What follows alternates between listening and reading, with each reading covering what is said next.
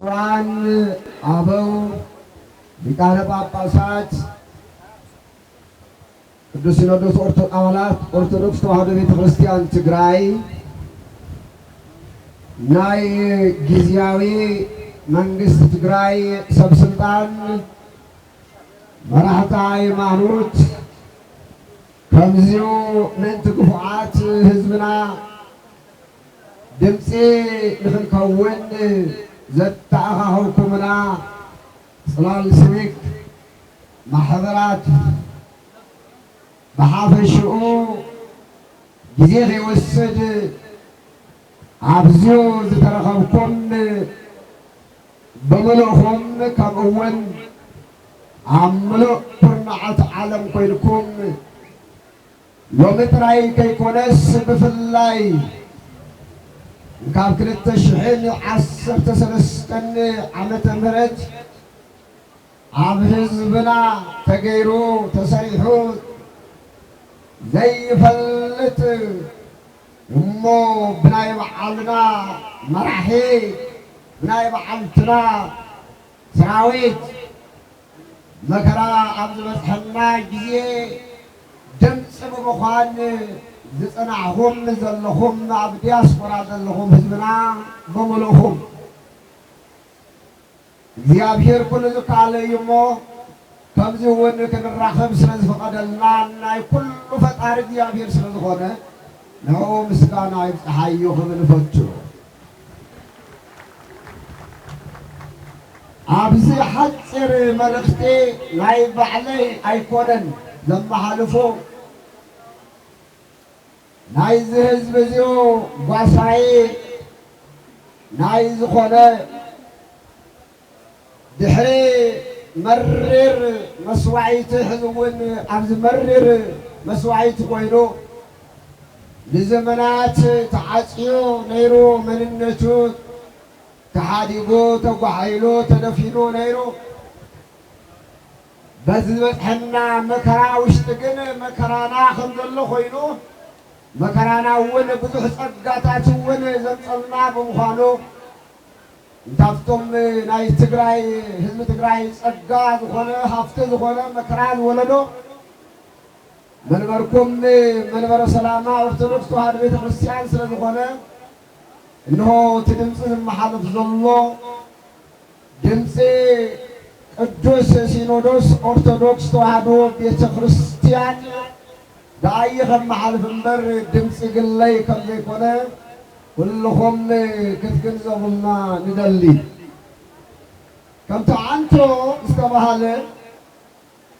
ኣነ ብሓደ ነገር ኣምን ተስፋ ፅቡቕ እዩ።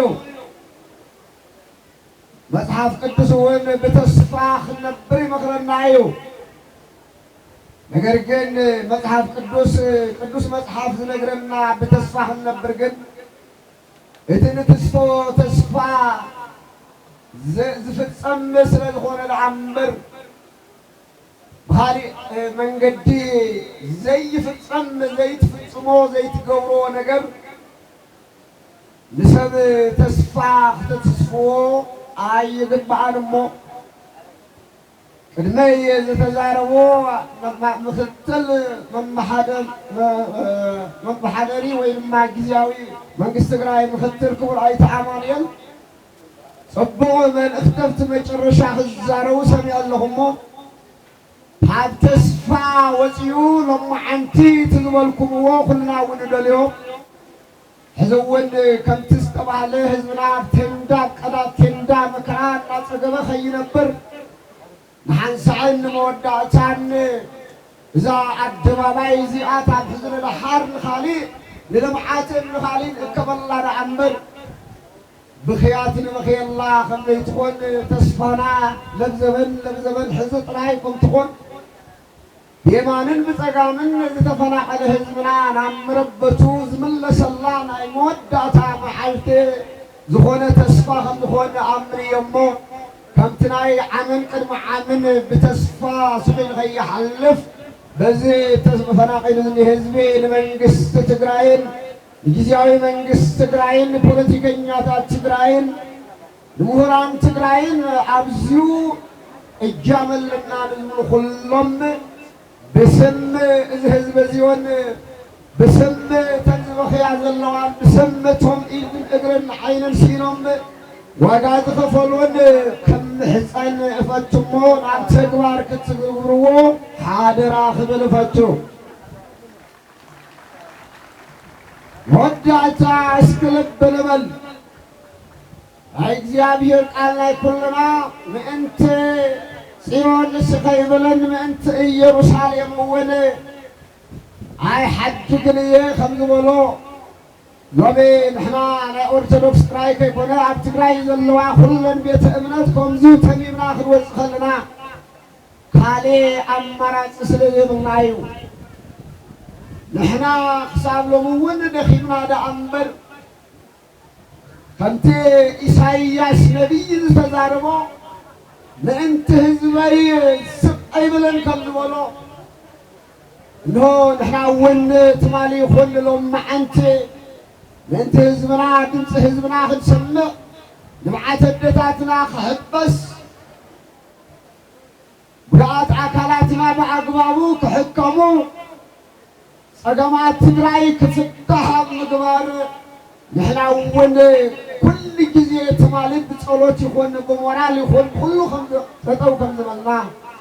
ሕዚ እውን ህዝብና ናብ መረበቱ ክሳብ ዝመለስ ምሳኻትኩም ምስ ህዝብና ጠጠው ኢልና ሓቢርና ናብ ኣርባዕቲኡ መዓዝን ንሕሙራ ኩሉ ሓቢርና ክንኣችሁ ንደቡብ ሓቢርና ክንኣችሁ ንፀለምቲ ሓቢርና ክንጓዓዝ ንፀገዲ ሓቢርና ክንጓዓዝ ንኢሮብ ኣከባቢ ዘሎ ሓቢርና ክንጓዓዝ ካብ ሎሚ ጀሚርና ምሳኻትኩም ጠንኪርና ከምንኸድ ኢና ክነረጋግፀልኩም ንፈቱ እዚ ምስ በልኩ ምርር ዝበለ ትፈልጡ ኢኹም ንግግረይ ምርር ዝበለ እዩ ዝመርር ከዓ ካሊእ ኮይኑ ከይኮነስ ነቢይ ናይ እግዚኣብሔር ኣገልጋሊ ስለዝኮንኩ እዩ ስለዚ ኣብቲ ዘመሓልፎም ናይ መወዳእታ መልእኽተይ ዝመረኩም እንተልዩ ግድ የብልኩምን መፅሓፍ እዚኣ ወሓጣን ጊዜኡ ክትመረካ እያ ብስርዓተ ወተብ ከብድኻ ግን ክትፍውሰካ እያ ስለ ዝብል እታ ካብዚ ቀፂለ ዘመሓልፋ መልእኽቲ እታ ካብዚ ቀፂለ ዘመሓልፋ መልእኽቲ ክኒን ክትኮነና ትኽእል እያ እሞ ኩልኹም ክትቀበልዋ ተስፋ ገብር ህዝቢ ትግራይ መረበት ኩሉ ዝኾነ ናይ ታሪኽን ናይ እምነትን ማእኸል ዝኾነ ዋጋ ዝኸፈለ ህዝቢ ትግራይ በብግዚኡ ከም ዓሶ ዝደግሶ ዘሎ ናይ ዝመከራ ኩሉ መሰረቱ እንታይ እዩ ኮይኑ ኢልኩም ክትሓቱ እላበወኩም ንምንታይ እዩ ዝደግሰና ዘሎ ታሪክ ህዝቢ ትግራይ ንድሓር ተመሊስኩም ረአዩ መናእሰይ ሊቃውንት ንዘመናት ንሽሕ ዓመታት ተመሊስኩም እንተፅኒዕኹም ትግራዋይ ህዝቢ ትግራይ ካብ መከራ ዝተላቐቐሉ እንታብ ፅንተት ዝቆመሉ ዘመን ኣይነበረን ሎሚ ምናልባት ናይ ኩሉ ድምር መወዳእታ ኮይኑ ደኣ 360 ዲግሪ ተዓፂና ክንመውትን ሓንሳዕ ክንጠፍእን ወይ ድማ ከም ዲያፍራ ክንጠፍእ ወይ ድማ ከም ካልኦት ኣብ ገፅ ምድሪ ከይርከብ እኳ ትሕቲ ምድሪ ታሪክና ከይቁፈር ተቆፊሩ ከይርከብ ኣብ መወዳእታ ሰምዕናዮ ናይ መወዳእታ ኣዋጅ ኮይኑ እምበር ህዝቢ ትግራይ ካብ መከራ ካብ ፅንተት ዝቆመሉ ዘመን ኣብ ታሪክ የለን ንምንታይ ከምኡ ይኸውን ኣሎ ናይ ርሑቕ ዘመናት ንግደፎ እሞ ኣብ ዝሓለፈ ድሕሪ 67 ዓመተ ምህረት ድሓር ህዝቢ ትግራይ ን17 ድሕሪ 60,000 ልዕሊ 100,000 ኣካል ጉዱእ ዋጋ ከፊሉ ነቶም ሎሚ ዝበልዕዎ ከመንበጣ ክዳን ምክዳንን ህልውናኦምን ዘረጋገፀ ህዝቢ ተመሊሱ ኣብ ከምዚ ዝበለ ሓደጋ ዝወደቐሉ ንምንታይ ምዃኑ ክሪኦ ይግባእ እግዚአብሔር ፈሪዱና ኣይኮነን እግዚአብሔር ታብ ካሊእ ህዝቢ ንሕና ካልኣት ሓጢአት ጌርና ኣይኮነን ንሕና እግዚአብሔር ዝሃበና ጸጋ እግዚአብሔር ዝሃበና ጥበብ ብዘይምጥቃምና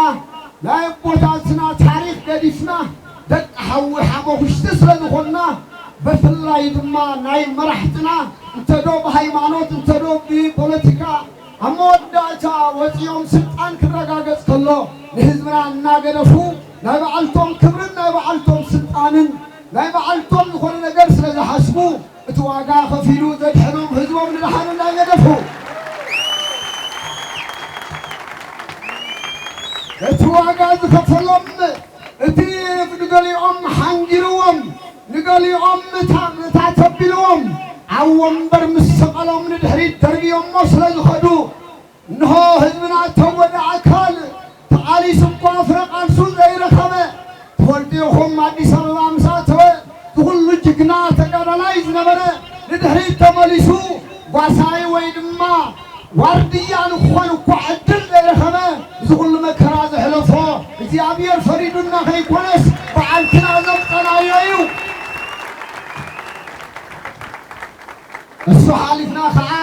السحالفنا خعاه لأسرع سنة عمت ما لعدي إثيوبيا برهان كويلو تقراوي واقع خفيلو أما وداو تحز خعاه تملكتوه تبقت من خطفة فريدوه اكسيابير كعد ما ببوتاتنان بجاقانو عبوتاتنان بخل حديرو بتواقع خفلة دياسبورا حزبنا حديرو انهو اتقفوا يوم زبلنا حيلي انهو تبلا تعخاخبنا تعصوا مقدسنا كلهم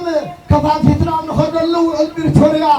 فرنا كنت عمت نقمت حزو ودي اتزل مدد حرت عسال سمنه عندنا مرقم كويننا ابكت بطفي قادو كازيري هابن نايب امنا ريها الله دي